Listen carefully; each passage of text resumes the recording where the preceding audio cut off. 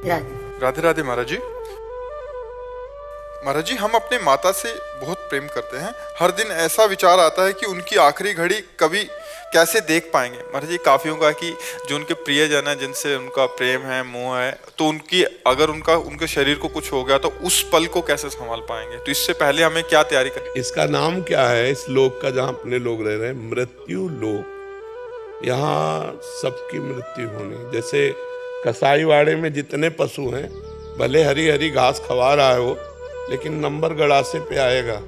ऐसे ही हम सब लोग, कोई गर्भ में मर जाता है, कोई गर्भ से बाहर आके मरता है, कोई जवानी में मरता है, किसी की आयु पूरी होती है तब मरती है, कोई एक्सीडेंट में मर रहा है, कोई दिल फेल में मर रहा है। कितने प्रकार हैं जिनके द्वारा मृत्यु होनी ही है। तो हम पहले से तैयार रहें। सुत बनितादि जान स्वार्थ रत, ना करु नेह सभी ते, अंत ही तो ही तजेंगे पामर, तू न तजय वहीं ते, मन पछतई है और सर्वित। ये सब जाएंगे।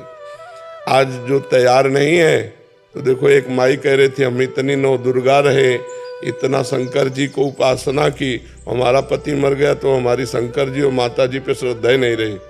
शरीर थोड़ी अमर होगा, शरीर तो छोड़ना पड़ेगा। भगवान भी शरीर को अंतर ध्यान किए नहीं जब अवतार लिए, तो फिर हमारे आपकी क्या बात है। तो हमको ये विचार के द्वारा पहले मजबूत हो जाना चाहिए कि यहाँ सबका शरीर छूटता है तो हमारी माँ का भी शरीर छूटेगा। इसी बात से तो वैराग्य हुआ था हमें कि यार स्कूल से जब आते कि ये माँ जिसको हम इतना प्यार करते हैं मर जाएगी, फिर हम कैसे रहेंगे। चच्चू ये मर जाएंगे, पिताजी ये मर जाएंगे, तो हमें एक ऐसा चाहिए जो मरे ना। तो वो निष्कर्ष निकला वो तो केवल भगवान ही है। तो भाग पड़े भगवान से दोस्ती करने के लिए कि बस हमको ऐसा दोस्त चाहिए कि मरने का डर हमारा भी खत्म हो और हमारे दोस्त का भी। तो हमारे मित्र हैं भगवान, और जिनसे मित्रता की गई उन्होंने हमें निडर कर दिया, निर्भय कर दिया। अब देखो किडनी फेल है लेकिन मरने का भय है क्या? अगर मरने का भय हो तो तुम्हारे बीच में बैठकर थोड़ी हम प्रश्न उत्तर कर सकते हैं। फिर तो इतना कष्ट है कि हम पड़े रहे सैया पे? बिल्कुल नहीं। भगवान की कृपा से हर समय आनंद बना रहता है। तो हम भगवान की कृपा का आश्रय लें और ये विचार करें कि पुत्र मित्र पति शत्रु जो भी है मरेगा, आज नहीं तो कल मरेगा। ये बात अच्छी नहीं लगती किसी को, लेकिन ये बात सत्य है कि मरना निश्चित है। उन रिश्तों में महाराज जी गाढ़ प्रेम, मतलब एक प्रियता, इसीलिए तो कहा गया है ना करो प्रीत सभी ते। भगवान को देखो उनके अंदर। भगवान देखोगे तो जो है वो निकल गया, शरीर यहीं पड़ा हुआ है। शरीर को देखा, और यद्यपि हम मानते भगवान को ही है कहीं ना कहीं, क्योंकि भगवान के जाने पर हम किसी शरीर को प्यार नहीं करते, उसको जला देते हैं। तो अगर हम भगवान को वर्तमान में देखकर प्यार करें तो हमें डर खत्म हो जाएगा कि ये मृत्यु, मरेगा नहीं। मरता कौन है? जीवात्मा निकल गया, शरीर पहले ही जड़ था, उसको जला दिया जाता है, मरा तो कोई नहीं। ये जरूर है कि अब हम उससे नहीं मिल पाएंगे। जैसे माँ के शरीर का जीवात्मा निकल गया, अब वो दूसरी योनि में जाएगा, किस योनि में जाके क्या बनेगा, कभी हम माँ के रूप में उसे नहीं देख पाएंगे। तो ये हमारा मोह है जो हमको पीड़ा देता है। काम क्रोध लोभ मोह मद मत्सर, तो 6 दोषों में एक ये मोह दोष है कि लगता है कि अब अगर इनकी मृत्यु हो गई तो। ये सबको लगता है, आपको ही नहीं लगता, सबको लगता है। अपने प्रियजनों के विछोह की बात याद आते ही हृदय कांप जाएगा। यार अगर पत्नी मर गई तो क्या होगा, यार बेटा मर गया तो क्या होगा, अगर हमारे पिता मर गए तो क्या होगा। ये सबको लगता है, लेकिन मरना तो पड़ेगा ही। इसका नाम मृत्यु लोक है। इसीलिए भगवान का आश्रय ले लो, भगवान का भजन करो, जिससे वो हमें इस मोह ममता से बचा लें। नहीं तो ऐसा ऐसा दुख होता है कि आदमी विक्षिप्त हो जाता है। परिवार का प्रियजन जाते ही वो अपने कर्तव्य को भूल जाता है, लगता है हम जी नहीं पाएंगे इनके बिना। जैसे प्रिय पत्नी है, प्रिय पति है, प्रिय पुत्र है, ऐसे कितने घनिष्ठ संबंध हैं। लगता है इन संबंधों के जो संबंधी हैं वो पधार गए तो हम उनके बिना रह नहीं सकते, लेकिन रहना पड़ेगा, रहना पड़ेगा। तो हमको नाम जप करना चाहिए, भगवान से प्रार्थना करनी चाहिए कि इस मोह संबंध से मुझे बचा लो, तो वही बचा सकते हैं, नहीं तो बहुत कठिन मोह संबंध है।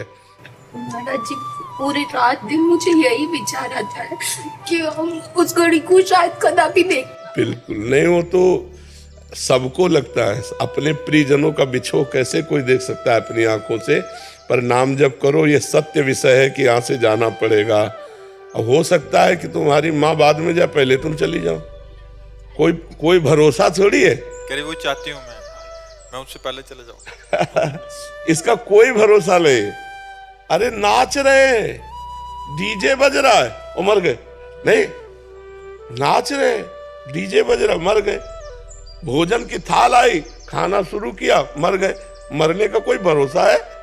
प्रवचन कर रहे, मर गए, इसका कोई भरोसा। कब कहाँ को, गाड़ी में जा रहे, फिल्मी गाना बज रहे, मस्ती से जा रहे, एक्सीडेंट हुआ, चकनाचूर हो गए। मृत्यु तो कब कहाँ कैसे ले जाए कोई पता नहीं, और कौन चला जाए। डॉक्टर ने हमसे कहा था कि 2.5 वर्ष 3 वर्ष में मर जाओगे। अब हम तो मरे नहीं, डॉक्टर है कि नहीं पता नहीं। हाँ, तो ये मरीज पड़ा है और डॉक्टर गए, तो ये तो कुछ समझ में नहीं आता इस मृत्यु के खेल को, कब कहाँ कौन चला जाए। इसलिए नाम जप करो और भगवान से प्रार्थना करो। मुस्कान गांधी जी चंडीगढ़ से।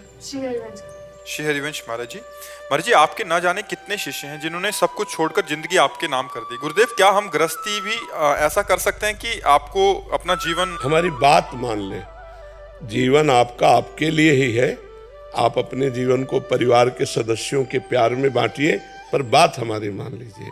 हमारी सब बातों की बात है राधा राधा राधा। यदि आप राधा राधा जप रहे हो और अपने परिवार को प्रेम करते हो, परिवार की सेवा करते हो और वो प्रेम सेवा भगवान को अर्पित कर देते हो, तो आप हमारे ही हो। जो गति इनकी होगी वही गति आपकी होगी। बस आपको बात माननी है। अच्छा, ये पास रहकर बात न माने तो क्या फायदा। आप दूर रहकर बात मान रहे हैं तो आपको वही गति होगी जो पास रहने वालों की होती है।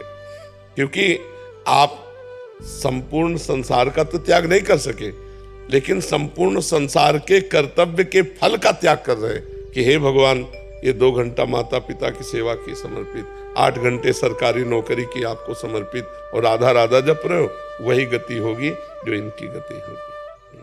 रणवीर सिंह जी। महाराज जी राधे राधे। महाराज जी, 10-12 वर्ष तक मनमुखी होकर बहुत पापाचरण किए, परंतु हमेशा ग्लानिवश दुखी होकर उसी जाल में अधिक फंसता रहा। अभी आपका सत्संग सुन के 5-6 महीने से नाम जप शुरू किया है। महाराज जी, नीच फिर से गिर जाता है, परंतु उठना चाहता है। कोई ऐसी फूंक मार दो कि नाम की रटन लग जाए। वो तो हमें नहीं आती। फूंक तो हमें आती नहीं। जंतुर भी नहीं बनाते, कोई राख वाख भी ले देते। बात मान लो तो बात है, बस बात की बात है। देखो, कभी कभी रफ्तार से चलती हुई गाड़ी को ब्रेक मारो ना, तो काफी दूर ब्रेक लगने पर भी चली जाती है। जैसे हमारी रफ्तार से गाड़ी गलत आचरणों में चलती रही, तो अचानक हम ब्रेक मारे सत्संग सुन के, तो कुछ दिन हमको दिखाई देगा कि गलत हमसे हो रहा है, लेकिन ब्रेक लग चुकी है। और वो कुछ दिन में धीरे धीरे आपको अनुभव में आ जाएगी, यदि नाम जप कर रहे हो। मेरी नाव फंस गई है। कहाँ फंस गए? पानी में नहीं फंसती नाव। ये नाव फंसती है स्त्री में, रुपया में, नशे में, गलत आचरणों में।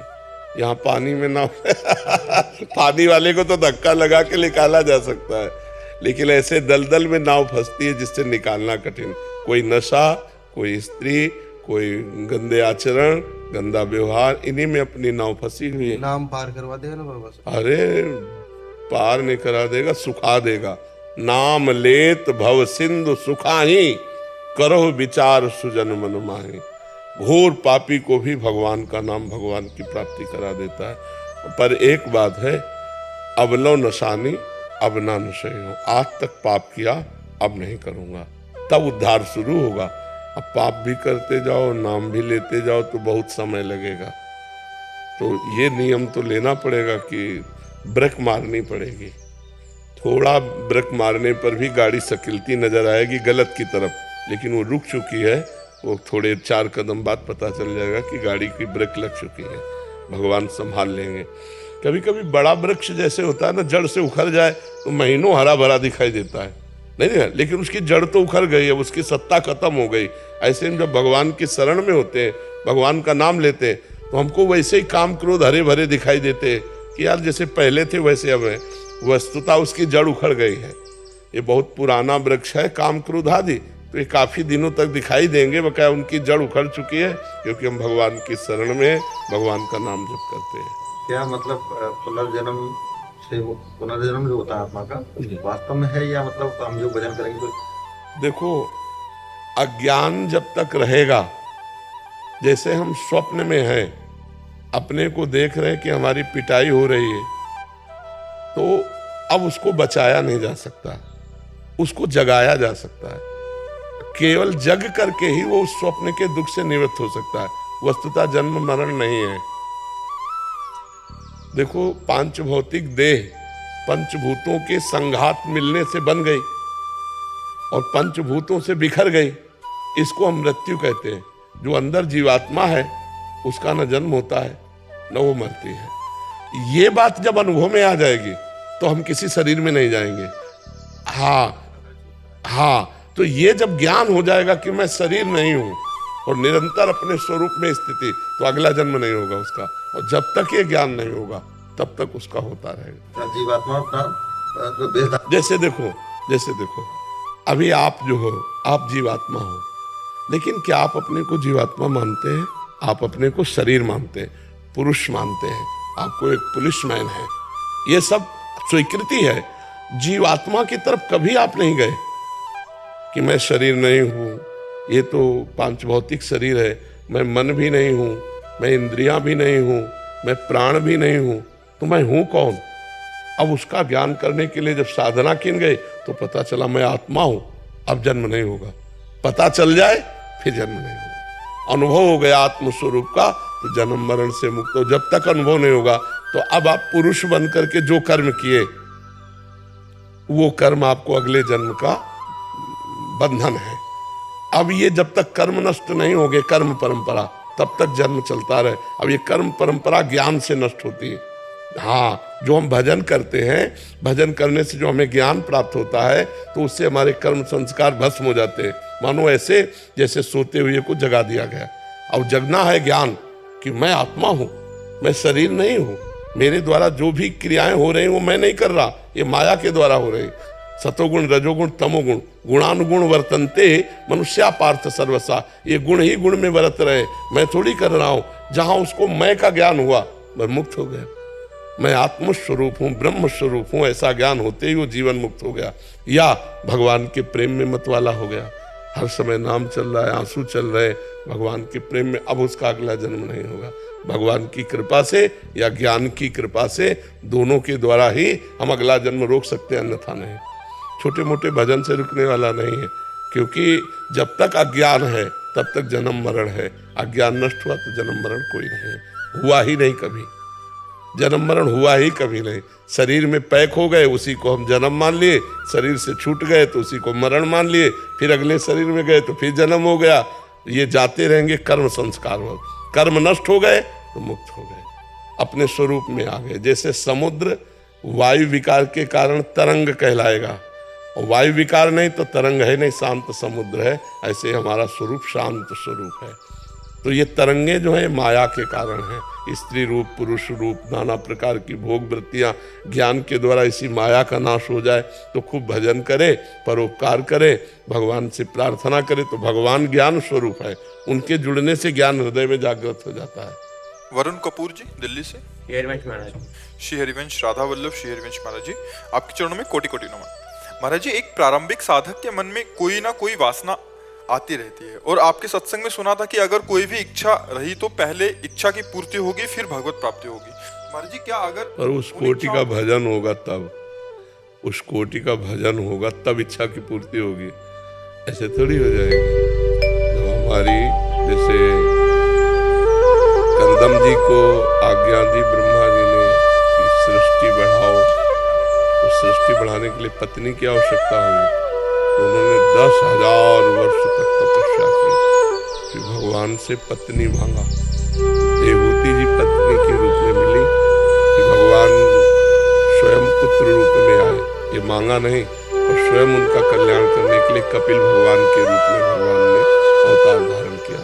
तो हमारी जो इच्छा है उसकी पूर्ति के लिए हमें उस कोटि का भजन भी तो चाहिए। जब भजन होगा तब पहले इच्छा पूर्ति होगी, फिर भगवत प्रेम होगा, या हम भगवान से प्रार्थना करें कि हमारी इच्छाओं का नाश कर दो और अपने चरणों का प्रेम दो, तो भगवान बिना इच्छा पूर्ति के भी हमारी वासनाओं का नाश कर देंगे और हमें भगवत प्रेम दे देंगे। तो हमें पहला काम करना चाहिए, बिना कुछ विचारे खूब नाम जप करें, सत्संग सुने, शास्त्रों का स्वाध्याय करें, बड़े बुजुर्गों की सेवा करें, पवित्र आहार पावें। इससे हमारी भूमिका ठीक बन जाएगी, आगे भगवान जैसा चलावे। अपने को खूब नाम जप करना है। जब भरपेट नाम जप करेंगे तो अपने आप सब आनंद ही आनंद हो जाएगा। वासना भी पूर्ति होगी तो प्रसाद रूप होगी, वो हमें फंसाने वाली नहीं होगी। भगवान से जो वासना की पूर्ति होती है वो हमको वैराग्य दिलाती है, और जो अपने कामनाओं की पूर्ति संसारिक कर्म से होती है वो हमें राग युक्त कर देती है, आसक्त कर देती है। भगवान के द्वारा दी हुई वस्तु अनासक्त कर देती है। ये संसारिक और भगवान से लेने में अंतर है।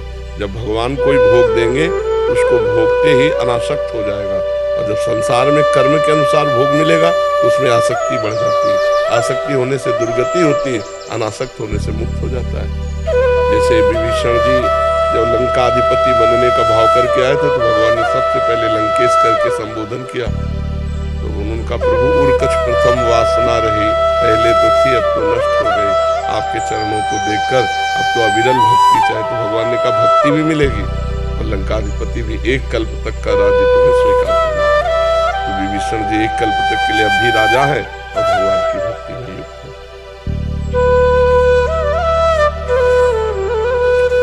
वासना विवेक के द्वारा कम कटती है, क्योंकि जैसे बार बार आप करोगे थोड़ी देर बाद फिर हो जाएगी, फिर हो जाएगी। भगवान मिटाते हैं। जब भगवदानंद मिलता अंदर से सुख बुद्धि खत्म होता है। जैसे हमें ऐसे संयोग आएंगे 1000 बार काटेंगे लेकिन वो वासना बनी रहेगी। जब फिर संयोग आएगा तो फिर उदय हो जाएगी शरीर भोग की काम।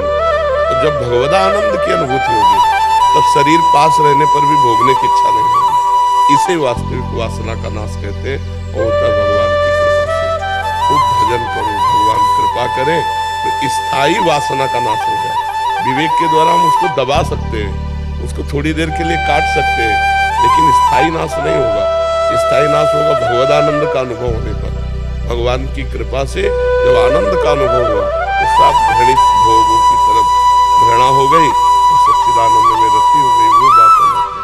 तो भगवान से प्रार्थना करता रहे और नाम जप करता रहे। हेतल जी अहमदाबाद। राधे राधे। महाराज जी राधे राधे, आपके चरणों में कोटि कोटि। महाराज जी, हम अपने जन्म का सही उद्देश्य कैसे जान सकते हैं? भगवान ने इस साधु समागम के द्वारा प्रथम भगति संतन कर संगा, हमारे जीवन का उद्देश्य क्या है ये सत्संग से पता चलता है। जब हम साधु समागम करते हैं तो पता चलता है साधन धाम मोक्ष कर द्वारा। ये मनुष्य शरीर साधना का धाम है और मोक्ष प्राप्ति के लिए है, भगवत प्राप्ति के लिए। इसका उद्देश्य केवल इतना नहीं है, हमारा उद्देश्य ये सब कर्तव्य करते हुए भगवान का स्मरण करते हुए भगवत प्राप्त हो जाए। हमारा दोबारा जन्म न हो, अगर जन्म हो तो उत्तम मनुष्य योनि मिले और भगवत भक्ति संपन्न रहे और भगवान की जय जयकार करते हुए जन्म व्यतीत करें तो सार्थक है। तो हमारे मनुष्य जन्म का उद्देश्य भगवत भजन, भगवत प्राप्ति। अगर ये नहीं हुआ तो ये सब करते हुए भी हमारी दुर्गति नहीं रुकेगी। दुर्गति रुकेगी भजन से। जिन हरि भगत हृदय नहीं आनी, जीवित सब समान प्रेम। जिसके हृदय में भगवान की भक्ति नहीं, वो जीते जी मुर्दे के समान है। महाराज जी, ये जब बहुत लेट पता चलता है तो बहुत अफसोस होता है। कोई बात नहीं, आखिरी श्वास भी काम कर जाएगी। अब जितनी श्वासें हमारी बची हैं, अगर हम इतनी श्वासों में राधा राधा रटते हैं, मान लो हमारे पास 2 श्वासें हैं, हमने कहा राधा राधा और मर गए तो राधा की प्राप्ति हो जाएगी। अंतःमति सुगति। अगर अंत में अपने पुत्र के बहाने नारायण पुकारा जा मिलने तो नारायण भगवान मिल गए ना। तो हमारी जितनी श्वासें हैं, खड़वांग जी को पता चला कि 2 घड़ी, अब 48 मिनट हमारे पास टाइम है, तो 48 मिनट उनका बहुत है। 48 मिनट और आंख मूंदा चित्त वृत्ति भगवान में लगा दी, 48 मिनट में भगवत प्राप्त हो गए। तो हमको ये डरना नहीं है, जितने भी सेकंड हमारे पास है भगवत प्राप्ति के लिए पर्याप्त है। तो उसमें नाम शुरू कर दें, राम राम हरि हरि कृष्ण कृष्ण राधा राधा जो नाम प्रिय हो वो नाम निरंतर जपते रहे, तो जिस श्वास में नाम लेकर प्राण छूट गए हमें भगवान की प्राप्ति हो। हमें पता कैसे चलेगा कि हमको भगवान ने किस कार्य के लिए भेजा हुआ है? संत समागम से बताया ना, क्योंकि ऐसे आपको क्या पता चलेगा? अगर आप असंत जनों का संग करोगे तो वो यही शिक्षा देंगे, मात पिता बाल कहीं बुलावे, उदर भरे सोई जतन सिखावे।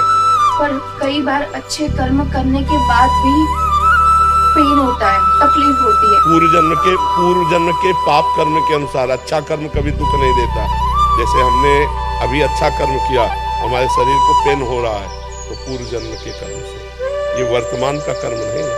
अच्छा कर्म कभी दुख नहीं देता और बुरा कर्म कभी सुख नहीं देता। तो हमारे द्वारा जो बुरा कर्म हुआ वो आज अच्छे कर्म करने पर भी हमें दुख दे रहा है, नहीं देख रहा। तो इसलिए हमको धैर्यवान रहना चाहिए कि मेरे ही किसी कर्म का फल मुझे दुख दे रहा है, लेकिन आज मैं अच्छा हूँ इसलिए आगे दुख नहीं मिलेगा, आगे अच्छा जीवन होगा जी। क्योंकि कई बार ऐसा देखते हैं कि हम अच्छा कर्म कर रहे हैं, हमको फल की प्राप्ति कम हो रही है, जो बुरे कर्म कर रहे हैं उनको ज्यादा फल की। शायद इस पर हजारों बार बोल चुके हैं कि हमारे पूर्व के प्रारब्ध कर्म होते हैं। अभी अभी इस बच्चे से कहा कि अभी कहा नहीं, तो ये होता है हमारे पूर्व कर्मों के आधार पर।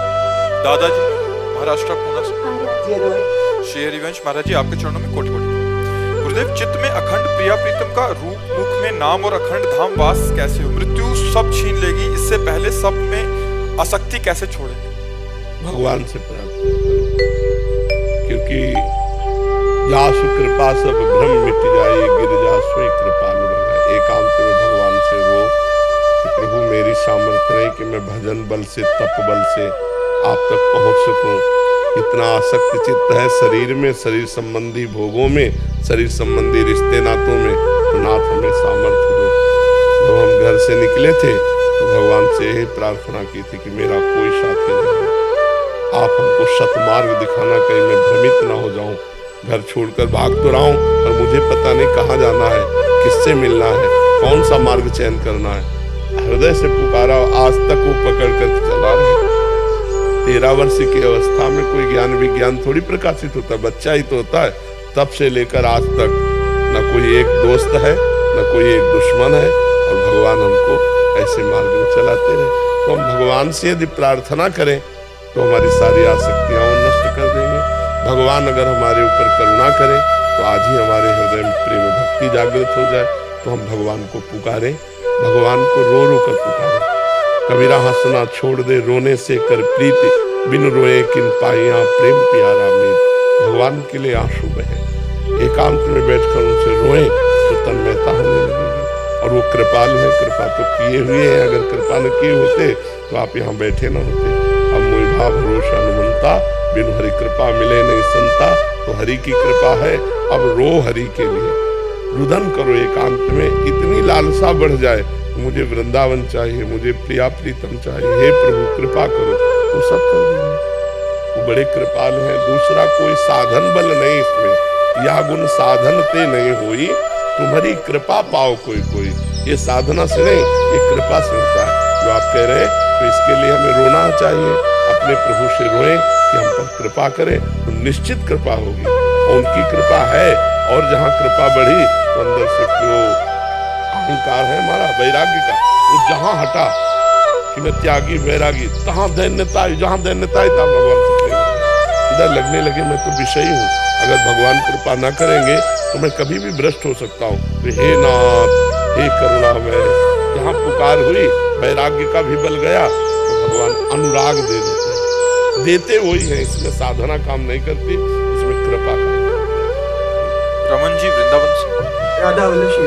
श्री हरिवंश महाराज जी, आपने भागवत जी की कथा जो हम सुन रहे हैं, इसका अंतिम स्कंद जो आप श्रवण करा रहे हैं, बहुत सारी जो जप तप की विधियां और तत्व ज्ञान के बारे में कहा, वो समझ में नहीं आ रहा महाराज जी। वो सत्संग महाराज जी, क्या अपने शरणागत को भी वो तत्व तप की विधियां समझने और उसको करने की जैसे PhD की बात हो, 2-4 कक्षा वाले को समझ में आएगा क्या? और वही जब PhD में पहुंच जाएगा तो सब समझ में आएगा ना। हमको चाहिए कि अपनी साधना के अनुसार, शास्त्र तो संपूर्ण है, वो तो सब कुछ वर्णन करेगा, हमें देखना कि मेरे लिए क्या वर्णन कर रहा है। तो हम शरणागत हैं, हमारा केवल एक ही लक्ष्य है, अगर आज आज का सत्संग सुना हो, प्रारंभ में केवल चिंतन, नाम जप हमें निरंतर करते हैं, सब स्थितियां अपने आप आ जाएंगी। अगर हम आगे की स्थिति समझना चाहेंगे तो नहीं समझ पाएंगे, हमारे पास उतना मसाला नहीं, न बुद्धि में है और न मन में है। और जब हम भजन करेंगे तो आगे से आगे समझदारी सब बढ़ती चली जाएगी। जैसे हमको भी समझ नहीं थी, भजन करते करते करते करते वो समझ आने लगी। आप भी भजन करो, भजन करते करते सब समझ। सेवक जी महाराज कह रहे हैं, नाम जपत आई सब सोहि, देव सुबुद्धि कृपा करि मोहि, कोई सुगुन माला रचो। नाम जपते ही सब बात समझ में आ गई। हाँ बिल्कुल ऐसा, नाम जप करो, वो तो बहुत तत्व ज्ञान की बात है ना, तत्व का रहस्य, तत्व ज्ञान, साधना, उपासना। अपने जहाँ नाम जप कर रहे हैं, निरंतरता इसको पकड़े, अधिक से अधिक नाम जप करने में रुचि, भगवान की शरण में है, भगवान के चरित्र सुन रहे, भगवान की सेवा कर रहे, समाज की भगवत भाव से सेवा कर रहे, तो हमारी भक्ति बढ़ती चली जाएगी। और जब भक्ति ऊंचाई पे आती है तो तत्व ज्ञान अपने आप प्रकाशित हो जाता है, जो लिखा है वही दिमाग में चलने लगेगा, तब फिर ज्यादा समझ में आएगा। दिमाग में चल रहा, जैसे अपने स्थिति की बात आएगी तो आपको तुरंत समझ में आ जाएगी, स्थिति के बाहर खोपड़ी के ऊपर चली जाएगी। नहीं, जब हमारी ऊंचाई बढ़े भजन की तो बात समझ में आएगी। अपने लोगों को जैसे ना एक एक अक्षर समझ में आ रहा, क्या कह रहे सूत जी, क्या कह रहे शौनक जी, क्या कह रहे सुखदेव जी, तो एक कृपा से समझ में आ रहा, कोई विद्वता से थोड़ी समझ में आ रहा। अच्छा नो पढ़े, विद्वता को तो सवाल ही नहीं। जब नाम जप करो, भजन करो तो कृपा होती, कृपा से ज्ञान चक्षु खुलते हैं, फिर वो बात समझ में आ जाती है। तो खुद नाम जप करो। विवेक जी हरियाणा से। श्री राधे राधे, प्रणाम महाराज जी। राधे राधे, आपके चरणों में कोटि कोटि प्रणाम। महाराज जी, घर परिवार के प्रति जिम्मेदारी संकल्प का विषय है। जीवन में बार बार परमात्मा के निकट होने के संकेत मिले, ये भी जाना कि पूर्णता समर्पित हुए बिना परमात्मा को जाना नहीं जा सकता। संसार में पहले जितनी अब रुचि नहीं रही जो पहले थी, परमात्मा को पाने के लिए पूर्ण प्रयास करना चाहते हैं और परिवार के फर्ज को भी। किसका है? हाँ जरूर जरूर। तो उस परिवार के जितने फर्ज हैं उनके कर्तव्य कर्मों को भगवान को समर्पित करो। पहले तो पूरे परिवार को समर्पित करो। नाथ सकल संपदा तुम्हारी, मैं सेवक समेत सुत नारी। पहले पूरे परिवार को समर्पित किया, फिर उनके प्रति जो हम कर्तव्य कर रहे हैं, हम किसी के भाई हैं, किसी के पति हैं, किसी के पिता हैं, अलग अलग जो संबंध है, अपने संबंधों का पालन करते हुए, ठीक पालन करते हुए, धर्म पूर्वक पालन करते हुए और नाम जप करते हुए उसे भगवान को समर्पित कर दें, तो कर्तव्य का भी पालन हो जाएगा और कर्तव्य पालन रूपी पूजा और सुमिरन दोनों के प्रभाव से भगवत प्राप्ति भी हो जाएगी। तो नाम जप करते रहें, अपने कर्तव्य का पालन करें और उसको भगवान को समर्पित कर दें। एक एक घंटे में या दो दो घंटे में या तीन तीन घंटे में जरूर समर्पित करें। ये समर्पण भक्ति योग भगवान की प्राप्ति करा देगा, चाहे जो कोई भी हो। और अपने कर्म किए बिना रह नहीं सकते एक क्षण भी, ये भी कर्म है, ऐसे ये भी कर्म है। आंख मूंद लो, ये भी कर्म है। और अंदर चल रहा है, वो भी कर्म है। कर्म किए बिना एक क्षण टिक नहीं सकते। कर्म दो प्रकार के होते हैं, शुभ और अशुभ। जब हम भगवान को अर्पित कर देते हैं तो अग्नि में चाहे चंदन डालो और चाहे लकड़ी डालो, चाहे विष्ठा डालो, सबको अग्नि रूप कर देगी। ऐसे जो कर्म भगवान को समर्पित कर दिया जाता है वो भगवत स्वरूप हो जाता है, वो अनंत फल देने वाला बन जाता है। हाँ, पाप कर्म न करें, परमार्थ का पथिक पाप कर्म न करे। जो कर्म भगवान को समर्पित नहीं करने चाहिए वो कर्म न करे। कि हम गलत आचरण कर रहे हैं, भगवान ये कर्म आपको, तो वो अनंत फल देगा, दुर्गति हो जाएगी। बैंक में कूड़ा करकट कबाड़ थोड़ी जमा होता है लॉकर में, सोना चांदी हीरा जवाहरात ही होता है लॉकर। लॉकर में यही जमा किए जाते हैं। तो भगवान की बैंक में हम ये पाप जमा करेंगे, कूड़ा करकट। जब खोलोगे तो कूड़े करकट मिलेगा। अगर हीरा जवाहरात जमा किया तो हीरा जवाहरात मिलेगा। तो भगवान करे यद करो श्री, जो भी तुम कर्तव्य कर्म करो वो मेरे को समर्पित करो। तो कर्तव्य कर्म वही है जो धर्म के अनुसार हो। पाप के अनुसार किया हुआ अकर्तव्य होता है और अकर्तव्य भगवान को समर्पित नहीं किया जाता। तो इसलिए अकर्तव्य करें ही ना, अपने कर्तव्य कर्म को करें और उसे भगवान को समर्पित कर दें और नाम जप करते रहें। तो हम गृहस्थी में होते हुए अपने कर्तव्य कर्मों का पालन करते हुए भी भगवत प्राप्ति कर लेंगे। अगर नाम जप नहीं रहा, भगवान को समर्पण करने की भावना नहीं रही, तब तो माया प्रपंच पे तो फंसा ही फंसा जीव है, इसी में फंसा है। ये मेरी पत्नी, मेरा पुत्र, मेरे भाई, मेरे रिश्तेदार, नाते, इसी में तो फंसा है। कभी कभी ऐसा होता है कि पढ़ाई करते करते लगता है कि चपरासी जगह और पद कर लो, लेकिन फिर लगता है कि पढ़ाई भी करनी है, बिल्कुल। लेकिन 87 जगह पद या फिर सेवा वाणी लोग के पद करने का और करने, जैसे आपके नियम से ज्यादा करने का कभी कभी इच्छा होती है, तो लगता है पर देखो, 24 घंटे हैं, कितनी देर चतुरासी जी पढ़ोगे? 1 घंटा, 2 घंटा, 24 घंटे आपके पास है। अगर 12 घंटे आप पढ़ाई करेंगे तो भी 3 घंटे आपको चतुरासी जी के लिए, भजन के लिए मिलते हैं। हमने हिसाब लगा के एक दिन बताया था। तो आप सोचो, जब हमारा मन कह रहा है कि इस समय मैं चतुरासी जी पढ़ूं, तो पढ़ो। उसके बाद जो समय बचे उसमें अपनी पढ़ाई करो। खूब लंबा समय है आपके जीवन में, विद्यार्थी जीवन में बहुत सा ऐसा समय है जो आप लोग बर्बाद करते हैं। उसे केवल बर्बाद मत कीजिए। गेम है, सीरियल है, अपने मित्रों के साथ इधर उधर की उद्दंडता है, अगर ये ना करें और आप आवश्यक कार्य करें।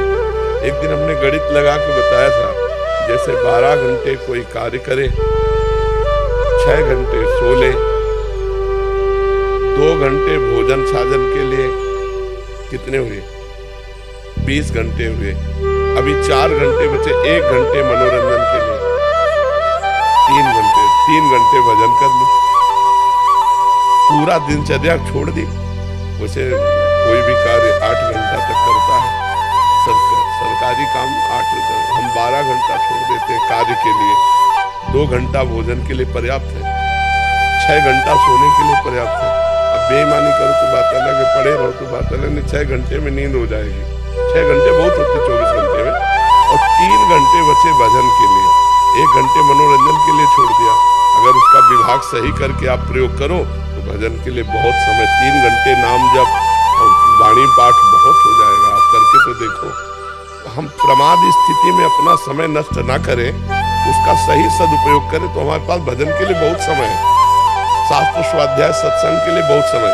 अब जैसे स्कूल जा रहे हैं, जाते समय सत्संग सुन रहे हैं कान में, फिल्मी गाने की जगह सत्संग सुन रहे हैं। हम समय का सदुपयोग करें, केवल दुरुपयोग न करें, तो आपकी पढ़ाई के लिए भी बहुत समय मिलेगा, आपको मनोरंजन के लिए भी समय मिले। मान लो मनोरंजन करना है तो गंदे मनोरंजन न करके सात्विक मनोरंजन करें। गंदे सीरियल न देखकर सात्विक देखें। रामायण है, महाभारत है, कृष्णा है, ऐसे बहुत से सात्विक सीरियल चले जिनमें हमें अपने भगवान की महिमा जानने को मिलती है। अब ऐसे गंदे सीरियल देखो जिनमें गंदे आचरणों की बढ़ोतरी है, तो हमारे अंदर गंदे भाव आएंगे। तो अगर हमारा मनोरंजन कहने का मतलब कि हम गंदगी से हटकर मनोरंजन करें, गंदगी वाला मनोरंजन न करें, तो हमारे जीवन को बहुत आनंद में व्यतीत करने के लिए भगवान ने 24 घंटे दिए हैं। 24 घंटे में हम समय का विभाग करके यदि अपनी दिनचर्या बनाएं तो हमें सत्कार्य करने के लिए बहुत समय है, बहुत समय है। तो हम अब आज के बच्चों की दिनचर्या हो गई कि 1-2 बजे तक जगते हैं और फिर सो जाते हैं, 10-11 बजे तक सोते हैं। ये आध्यात्मिक उन्नति तो हो ही नहीं सकती। भगवान सूर्य उदय हो रहे हो, आप शयन कर रहे हो, तो आपकी आयु, श्री, बुद्धि, कीर्ति ये सब नष्ट हो जाएंगे। तो हमें लगता है बिरला ही कोई बच्चा ऐसा होता होगा जो 4 बजे उठे, नहीं तो 8-9 बजे तक उठने का अभ्यास बन गया है। अगर इतने लोगों में पूछा जाए तो 2-4 लोग ब्रह्म मुहूर्त में उठते होंगे क्योंकि वैष्णव है, नहीं तो सब सूर्योदय के बाद ही उठते होंगे। क्यों?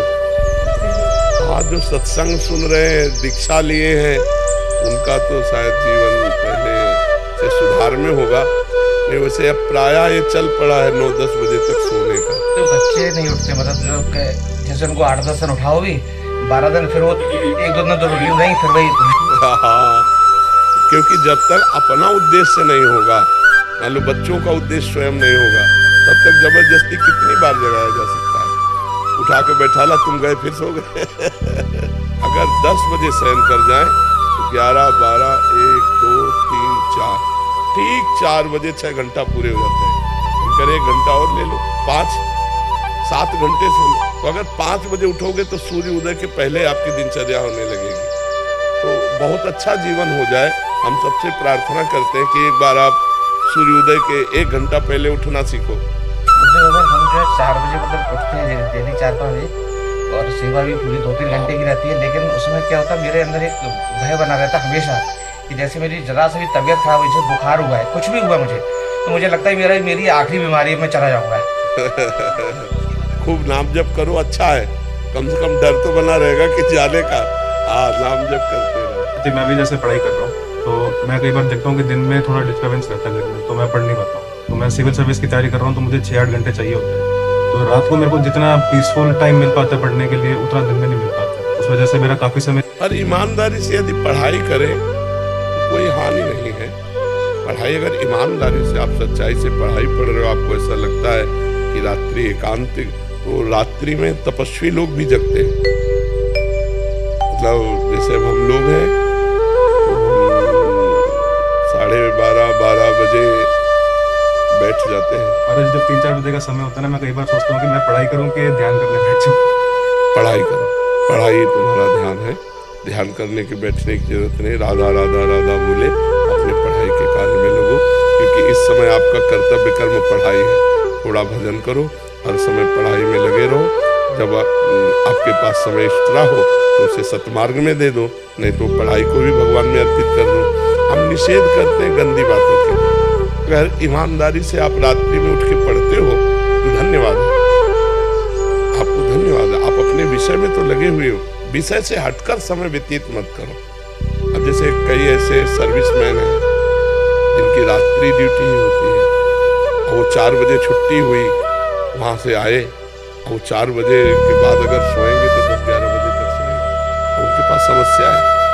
अब 4 बजे से आकर 6 बजे तक बैठे तो नहीं रहेंगे कि सूर्योदय हो तब फिर हम अर्घ आदि दे के शयन करें।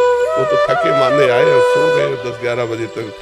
तो कुछ ऐसे विषय हैं जिन पर निर्णय नहीं किया जा सकता कि आपको जगना ही अनिवार्य है। लेकिन यदि भगवान ने आपको ऐसा समय दिया हो कि आप सदुपयोग करके सूर्योदय के पहले जग सकते हैं, तो जग कर देखिए, आपके जीवन में एक नवीन प्रकाश आएगा। भगवान सूर्यदेव बुद्धि प्रदान करने वाले हैं। श्री ऐश्वर्य वैभव ये सब इन्हीं से आता है, ये साक्षात नारायण का स्वरूप है। तो कम से कम उठ करके नहा धो करके अर्घ दिया, हाथ जोड़कर प्रणाम इतना ही कर ले, इतने से वो प्रसन्न हो जाएंगे। 2-3 साल के बच्चे के लिए भी यही नियम है। शरीर तो 2-3 साल का, लेकिन बहुत पुराना जीव है। जीव तो पुरातन है, सनातन है, भगवान का अंश है।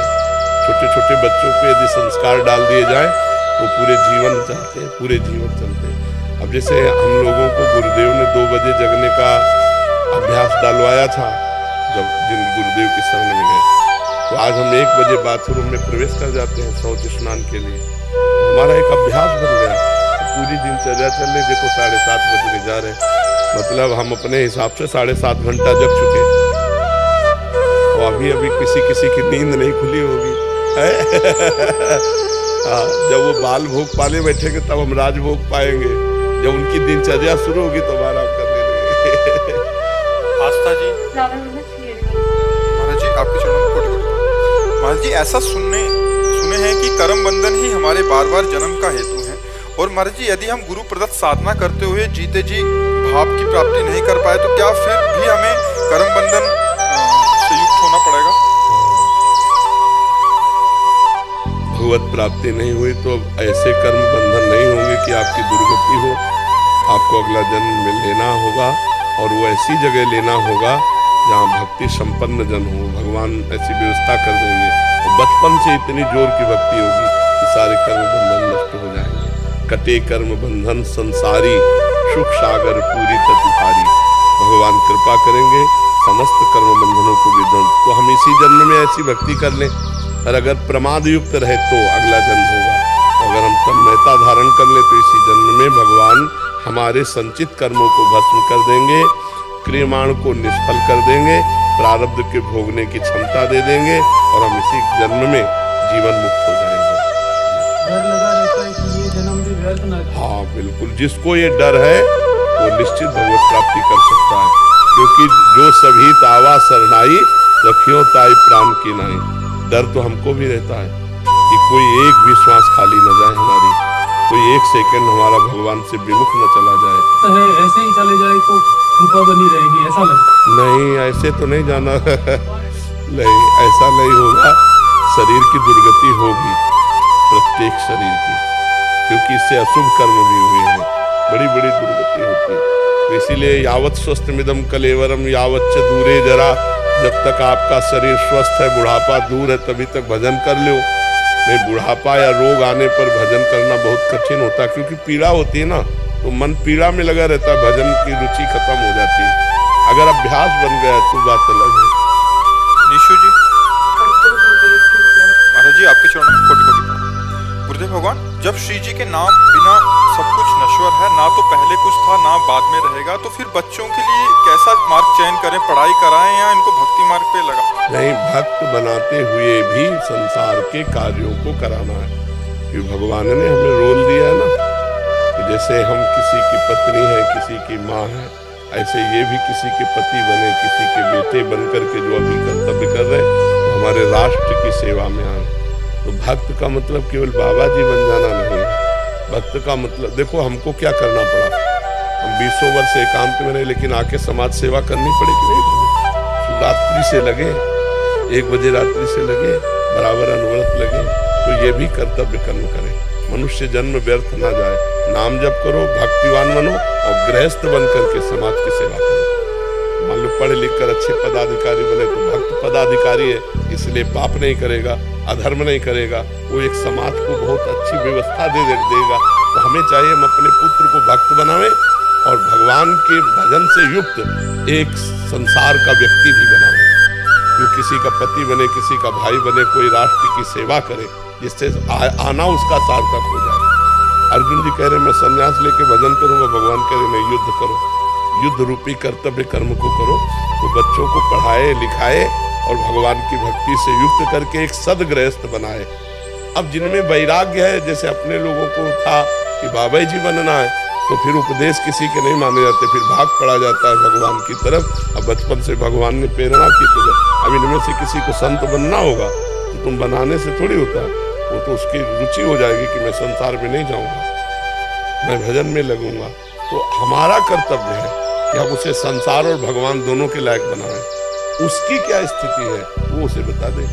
गुरुदेव, आज का जो माहौल है उससे डर लगता है कि जब पढ़ने के लिए बाहर भी जाते हैं, तो अभी यहाँ रहते हुए भी बच्चों में आपस में इतना कंपटीशन है, छोटे छोटे बच्चों में। हाँ, ये तो मतलब बहुत विचारणीय विषय हो गया कि बच्चों के संस्कार बचा पाना बहुत कठिन है। ऐसा माहौल बनता चला जा रहा है, पर आप माँ हैं, आप ऐसे संस्कार दे रहे हैं, तो इसलिए इनको इतना परिपक्व कर दो कि कुसंग का इनके ऊपर प्रभाव न पड़े। इनको पहले से दोस्त की तरह समझाओ, तुम्हें कोई गलत आचरण के तो हमको तुरंत बताना। इनको इतना परिपक्व कर दो कि गलत कुसंग को आप तक पेश कर पाए, तो संस्कार डाले जाते हैं। अब आप अपने बच्चों के अच्छे संस्कार ऐसे डाल रहे हैं तो ये माया पर विजय प्राप्त करेंगे। नाम जब कर रहे तो डरने की जरूरत नहीं, भगवान है ना। तो एक भाव आया था, जैसे मैं सोचता था कि आप और आपकी शिष्य इतने प्यारे और सरल क्यों हैं। तो कल मैं गुरुदेव भगवान की मुझे दर्शन हुई वाटिका, राधा वाटिका में, तो मुझे सब कुछ सारा क्वेश्चन का आंसर वहाँ पे मिल गया। वो इतने प्यारे, इतने सरल थे, मतलब मुझे एहसास हो रहा था कि आप भी वहाँ पे हो आसपास। नहीं, उन्हीं का सब कुछ नहीं है। बाबा को देखो तो पिता का लक्षण समझ में आ जाएगा, और पिता को देखो तो अपने लक्षण समझ में आ जाएगा, नहीं आ जाए।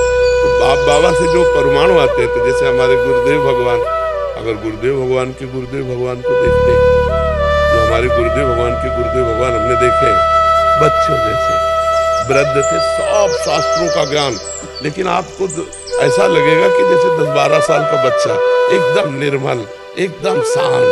तो महापुरुषों से ही तो सब स्वभाव परिवर्तित होता है। तो ये स्वभाव हमारे अंदर आ सकती है बस मन वचन कर्म से गुरुदेव का हो जाने का। गुरुदेव के सिवा हमारा कोई नहीं। तो जो गुरुदेव में है वो ऐसे आ जाएगा, जो यहाँ तन्मयता करेगा वो ऐसे चला जाएगा।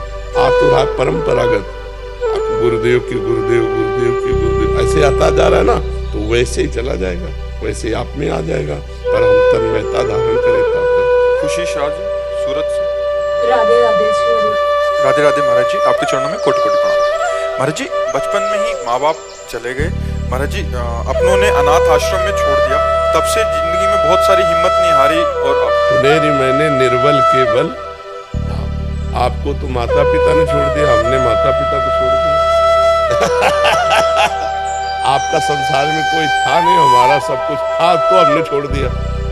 तो हम कोई गिरे हुए थोड़े हुए, उठा दिया हमको, नहीं उठा दिया। तो अनाथों के नाथ भगवान है। हम जानबूझकर अनाथ बने भगवान के लिए कि हमारा कोई नहीं है। अनाथ होना दीनानाथ से मिलने का रास्ता, संबंध बन जाना है। हमारा संबंध बन गया, मैं नाथ तू अनाथ को अनाथ कौन मोसो, मेरे जैसा अनाथ कौन होगा। ये नाथ न माता न पिता न रिश्ते न नाते, पता ही नहीं कौन मेरा है। तो आपके सिवा कोई नहीं। हे प्रभु, आप मुझे स्वीकार करें। अगर दीनानाथ से संबंध हो गया तो सनाथ हो गए, फिर अनाथ नहीं। नाथ अनाथन हित समर्थ मोहन श्री राधा, राधा मोहन जैसे समर्थ स्वामी हमारे, अब हम अनाथ कैसे हैं। और खुद को संभाला, फिर किसी से अपनापन हुआ, फिर उसने धोखा दे दिया। अभी मतलब इतना टूट चुकी हूँ कि बाहर से तो दिखाती हूँ कि अभिनय की दुनिया में है, और बाहर से तो अपने आप को स्ट्रांग दिखाती हूँ, बट अंदर से टूट चुकी हूँ। ऐसी स्थिति में कैसे अपने आप को संभालें। जितने अपने रिश्ते बनाए, जैसे प्यार की बात नहीं करते, कोई भी रिश्ता मैंने बहुत दिल से निभाया, पर उन्हीं ने धोखा दिया। मतलब बच्चा, संसार का स्वरूप यही है। हम कह रहे हैं तुमको धोखा मिला, हमने जानबूझकर के भागे हैं कि ये सब धोखे का संसार है। जब स्कूल से आते अपनी बैग लेकर के, और जब अम्मा की तरफ देखते तो बहुत प्यार था, तो हमारे मन में आता जब ये मरेगी तो मैं कैसे रहूंगा। अंदर से तब एक रास्ता निकला कि श्री भगवान, भगवान एक ऐसे दोस्त हैं जो कभी छोड़ते नहीं है। उनको पकड़ो। कक्षा 9 में पढ़ते थे, भागे हम संसार को छोड़कर, गुरुदेव का आश्रय, भगवान का आश्रय। तो अभी तक जो हुआ उसे भूल जाओ। अब एक रास्ता भगवान से मांगो कि मुझे जीने का रास्ता दीजिए। आप मेरे स्वामी हो, आप मेरे ईश्वर हो, और भगवान से जुड़िए। वो जब रास्ता दे देंगे, बहुत बढ़िया मित्र मिला देंगे, बहुत बढ़िया संसार सजा देंगे। उनके लिए कोई कठिन नहीं। हमको तो एक ही बात लगती, भगवान से जुड़ो, अध्यात्म से जुड़ो, बलवान बनो। तुम दूसरों के आगे घुटने टेकने की जगह दूसरों को घुटने टेकवाओ। इतने भजन करो, इतना तप करो, इतने नियम में रहो कि दूसरा तुम्हारे सामने झुके, तुम्हें झुकने की जरूरत न पड़े। चाहे किसी को भाई धर्म का मानो, चाहे पिता मानो, चाहे जो मानो, वो केवल स्वार्थवशात संबंध रखता है, अन्य नहीं। आप तो देख रहे हैं। मैं लक्ष्मी माँ की बहुत बड़ी भक्त हूँ, और नारायण के बिना लक्ष्मी जी अधूरी है, ये भी ध्यान रखो। लक्ष्मी जी जब अकेले आएंगी ना पर्सनल वाहन पे, और अपने प्रीतम के साथ आएंगी तो पता है, गरुण, वेद मूर्ति भगवान गरुण, गरुण पर सवार होकर। तो हमें लगता है गरुण पर सवार होकर आए तो हमारी बुद्धि ठीक रहेगी, नहीं उल्लू बना के चली जाएगी। नारायण को भी साथ ले लो।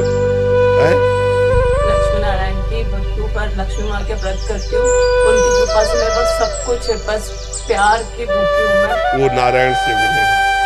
लक्ष्मी जी भी जहाँ से प्यार पाती है ना, वो हरि से मिलेगा, वो भगवान से जुड़ो। देखो, पैसा होना सब कुछ नहीं है। यहाँ कई लोग आ चुके जो ये बताए कि हमारे पास विश्व की सब वस्तुएं हैं, पर हाँ, बस यही संतुष्टता होगी भगवान से जुड़ने पर। जैसे हमारे पास कुछ नहीं था, कुछ नहीं है, कुछ नहीं है और कुछ नहीं रहेगा, पर मेरे पास वो चीज है जो मुझे इन किसी की जरूरत नहीं है। लेकिन मैं अभिनय क्षेत्र में हूँ, तो कभी हम भी अभिनय कर रहे हैं, नहीं, हमें मानसिक आनंद रहता है। देखो, हम उत्तर ही दे रहे हैं आपको मानसिक तनाव रहता है इसलिए कि आप संसार से कुछ चाहती हैं, और हमें मानसिक आनंद रहता है, हम संसार को देना चाहते हैं। अंतर इतना है, हम देना चाहते हैं। हमारे ज्ञान को ले लो, हमारे भजन बल को ले लो, और आप दुखी स्तर से उठकर सुखी स्तर में पहुंचो। आप लौकिक से अध्यात्म की तरफ बढ़ो। आप अपने को जो नर्वस देख रहे हो, आप अपने को बलवान अनुभव करो। अविनाशी का बच्चा है, निकल इस संसार के दलदल से। ये बात है, आप अपना अभिनय करके भगवान को अर्पित करो। प्रभु, ये जो तदर्पिता अखिलाचारिता, ये जो आचरण किए, आपको समर्पित है। और हर समय नाम जप करो, हरि शरणम, जो नाम प्रिय हो भगवान का। देखो, आनंद आने लगे। भगवान से जुड़ो। ये संसार धोखेबाज है। भगवान से जब जुड़ोगे तो तुम्हें किसी की मुखे पे इच्छा नहीं रहेगी कि वो मुस्कुरा रहा है, कि वो आपसे कैसे देख रहा है। वो रोज भरे दे, हम इतना प्यार करते हैं, रोज भर के देखता है। हम इतना प्यार करते हैं, वो छल करता है। हम इतना प्यार करते हैं, वो प्यार ही नहीं देता है। इसकी जरूरत नहीं पड़ेगी। दिमाग में ऐसा कितने टाइम से आ रहा, मैं साध्वी बन जाऊं, मैं साध्वी बन जाऊं। बाबा जी बनने की जरूरत नहीं। बाबा जी बनना बड़ा कठिन है, बहुत कठिन है। आजीवन संसार के भोगों के बीच में रहकर भोगना ये नहीं हो सकता, नहीं हो सकता ना भाई। 10-20 दिन दे दो, 1 महीना दे दो या साल भर दे दो, तो निर्वाह करने के है कि भाई 6 महीना व्यतीत हो गया, 7, इसके बाद हम फ्री हो जाएंगे। आजीवन संयम पूर्वक रहना, आजीवन विषयों से हटना, आजीवन भगवान का भरोसा दृढ़ रखना, पवित्र आचरण। बाबा जी का मतलब जनता बहुत बड़ी बात है, पर उसको उसी ढंग से निर्वाह करने के लिए तो हम अंदर से साध्वी बन जाओ। बाहर से एक्टर रहो, अंदर से साध्वी बन जाओ। बाहर से सबसे प्रेम का व्यवहार करो, अंदर से किसी से प्यार मत करो, एकमात्र भगवान से, तो आनंदित हो जाओ।